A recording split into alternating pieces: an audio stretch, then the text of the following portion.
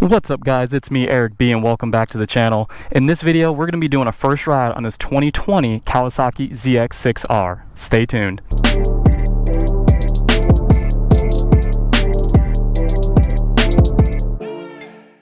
Alright, so I'm finally getting my hands on the Kawasaki motorcycles. I've been on a ZX-14, the ZX-10R, and now the ZX-6R, and they're not bad motorcycles. Like I said before, I used to not be a Kawi guy at all, and now that I've had some experience with them, they're starting to grow on me. Alright, so initially when you look at it, the bike looks good. It has a nice aggressive look to it. The front end isn't too bad.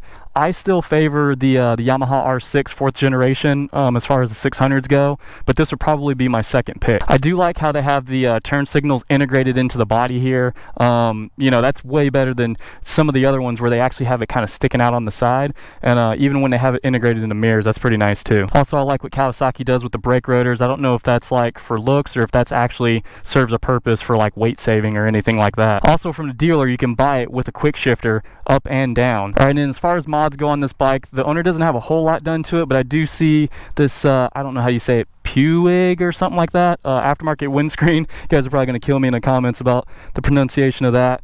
Some frame sliders, a Works slip-on exhaust. All right, so we'll get this bad boy out, see how it compares to the R6, and before we do that, as always guys, let's cut to the B-roll.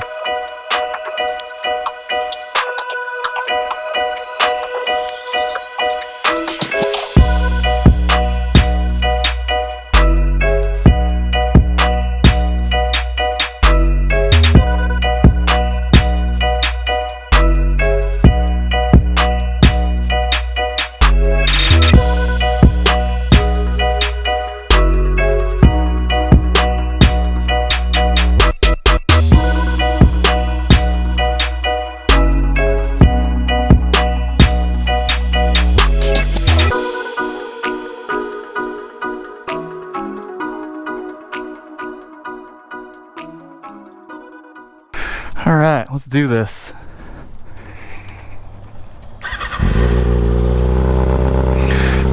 Actually, before we take off, see if you can hear the exhaust.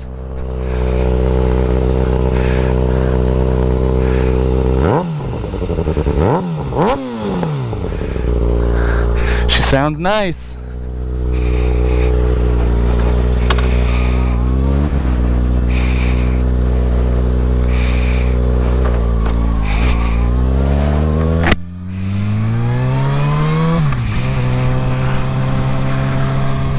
Alright,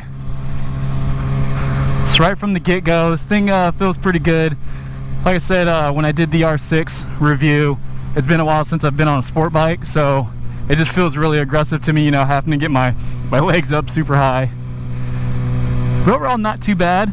I think it feels kind of the same as the R6, although the R6 was very aggressive. This still has an aggressive seating position, but not too bad. It's still an aggressive seating position no matter which way you put it, but I think the R6 has one of the most aggressive seating positions out of the 600s. Right, I know I always talk about, you know, how it feels, you know, at a standstill and stuff like that. I can flat foot pretty much any bike, so really not going to go too much into that. The brakes feel really good on here. They got good bite, and I do notice that the front suspension is a little bit soft. I know when I really get on the brakes, the front kind of dives a lot. All right, so your typical weight for a 600 isn't too bad. This thing weighs in at about 430 pounds. Feels pretty lightweight, you know, me going for my FZ10 or a leader bike or something like that, they're a little bit heavier, but this feels pretty lightweight. The R6 is a little bit lighter. I think the R6 is about 419, 420, but that bike is really built purposely for the track. This is track focused, but I think this is more oriented for, you know, street riding, because this does have a 636cc engine. So with that said, you have the additional cc's and the additional torque. This has, like I said before, a quick shifter on it up and down. It's been kind of weird. I haven't figured out how to get it to work correctly. I don't know what's going on. There must be something you have to do in order to like engage it or something.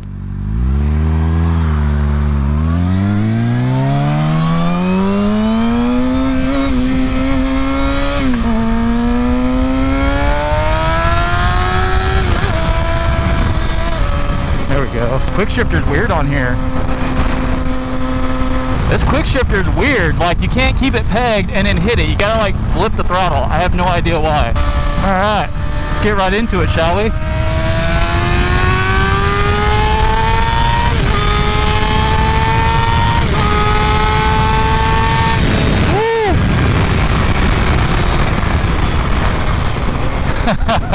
This thing feels really good. Man, that exhaust sounds nice once you get up there in the RPMs.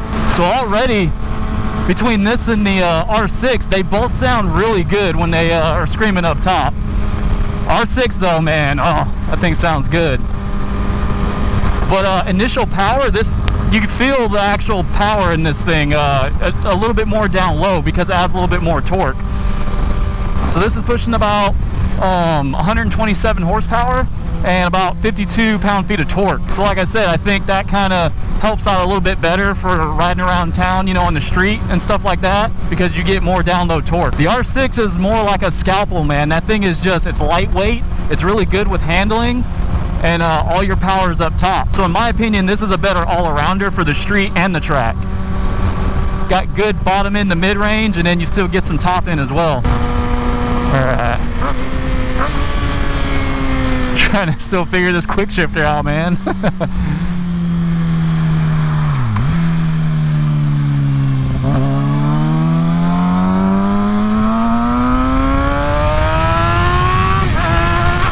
Yeah, for some reason, like I said, I have to blip the throttle. I don't know why. I can't just keep it pegged and hit it.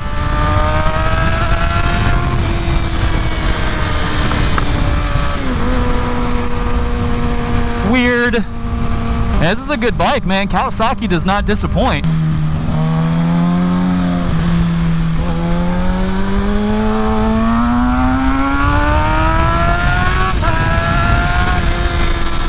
As far as power goes, this thing does have a slight advantage over the R6, but I would like to know how it fares against something like a Daytona 675R. As far as handling goes, I do think an R6 will handle this bike on the track and the twisties, but if you put this in the right hands of a skilled rider, that could change. I can go ahead and turn around right here. The mirrors look really good. They're out far and wide. I can see pretty good behind me. No issues with that.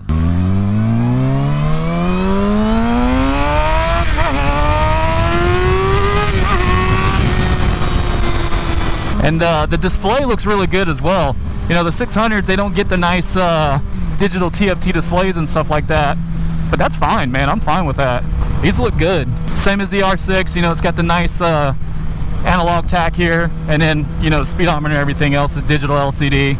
Not too bad. Everything you need, gear shift indicator, fuel gauge, that's always nice.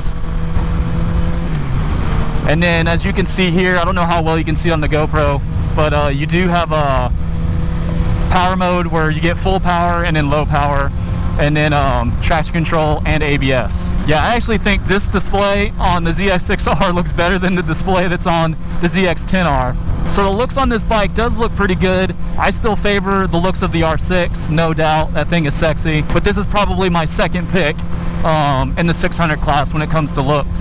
Overall, the bike feels pretty good so far, man.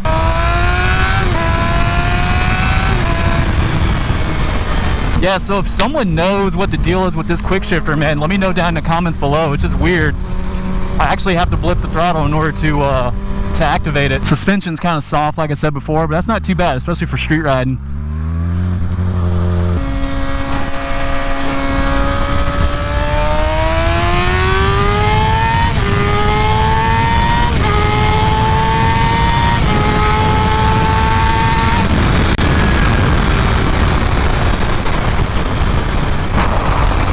Man, holy cow, man, this thing screams up top just like the R6. This little thing is a beast.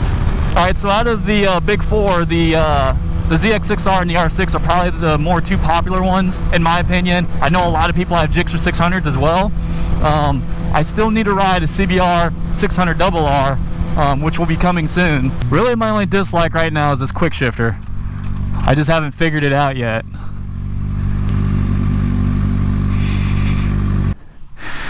gonna hop off here one more time so you guys can get a look at this thing. Man, it looks good, especially the way the sunlight's hitting it right now in this black color. I like it. I do like the front end. So, like I said, man, the looks are pretty good.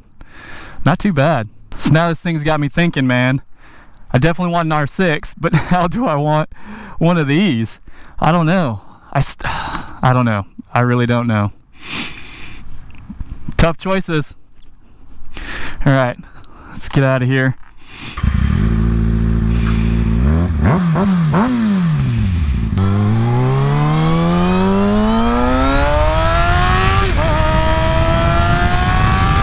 All right, so what are my thoughts on this? I definitely think looks R6, and we're only talking about the R6 and the ZX-6R right now. As far as how it feels, you know, comfort, ergonomics, stuff like that, probably this bike. Handling, I can't really say too much about that because I haven't had the opportunity to hit too many twisties or anything like that, but definitely I feel that the R6 would win in that category, but it really depends on the rider as well. Power definitely goes to this bike. Like I said, they both sing up top, man. This bike really sounds good, but it just has more punch, just gets there faster. So definitely if you're doing a lot of track stuff, R6 for sure, and you can definitely do it with this bike. But if you want something to just ride around town and stuff like that, even if you're not a track person and you just want a nice sport bike for the street, I would go with this bike right here. Man, do I miss these 600s. You know, I ride a lot of leader bikes and they got a lot of power. They're nice and they have a lot of features and stuff, but man, there's nothing wrong with the middleweight class. All right, so what do you guys think? Would you take this out of the 600s, or would you go with one of the other brands? Let me know down in the comments below. But this is awesome that I get the opportunity to ride a lot of these bikes. And like I said before, I still got to do a CBR 600RR to really, you know, get the feel for everything. And we'll see how that goes. If you guys are new to the channel, be sure to subscribe. If you're liking what you're seeing, guys, give me a like. I can keep on bringing stuff like this to you guys. And I'll see you in the next one. Peace.